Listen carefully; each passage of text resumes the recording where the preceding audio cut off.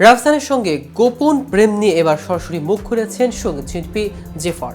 অবশেষে ফাঁস করেছেন তাদের গোপন প্রেমের অজানা রহস্য।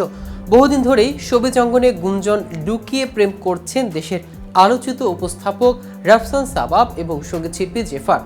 এই দুই তারকার প্রেমের গুঞ্জনটা শুরুর বছর খানেক আগে থেকে।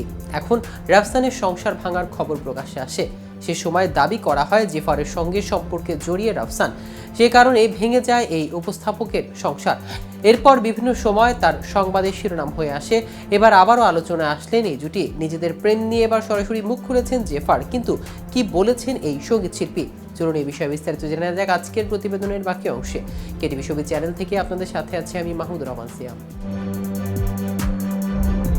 সম্প্রতি ইংল্যান্ডেও দুজনকে একান্তে সময় কাটাতে দেখা গেছে। গত 15 নভেম্বর ব্যাংককে সিয়াম প্যারাগন শপিং মলে বিখ্যাত পেরি পেরি ফুড শপের ভেতরে দুজনকে একসঙ্গে দেখা যায়। এ সময় রাফসান গ্রিন টাইপের শার্ট ও জেফার পরেছিল ওয়েস্টার্ন ড্রেস। খাবার খেতে খেতে কিছুটা সময় একান্তে কাটিয়েছেন তারা। সেই ছবি গোপনে কোনো এক ভক্ত ধারণ করে ফেসবুকে ছড়িয়ে দিয়েছেন। ছবি অঙ্গনে অনেকেই দাবি রাফসান ও জেফার দীর্ঘদিন ধরে প্রেমের সম্পর্কে রয়েছেন, এমনকি গোপনে তাদের বিয়ের গুঞ্জনও শোনা যাচ্ছে।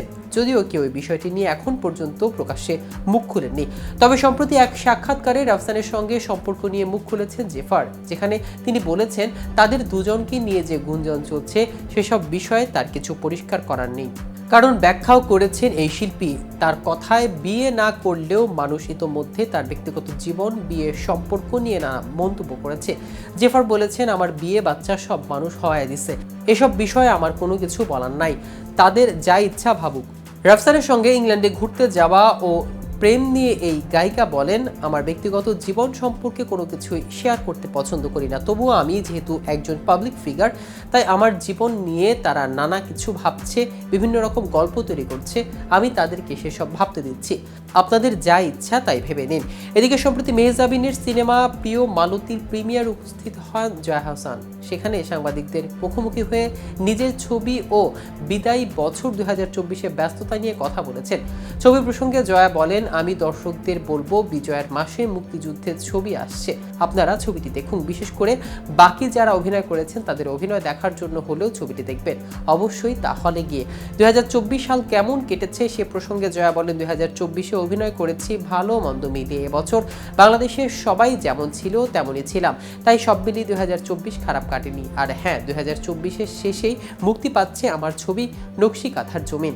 সেটা একটা খুব বড় পাওনা, বোনাস বলতে পারেন, কারণ বিজয়ের মাসে 27 ডিসেম্বর আসছে এই ছবিটি, সেজন্য ভালো লাগছে। আর এই ভালো মন্দ মিলিয়ে 2024 কেটেছে। তো ভিউয়ার্স, ভিডিওটি সম্পর্কে আপনাদের কোনো মতামত থাকলে আমাদের কমেন্ট করে জানাতে পারেন।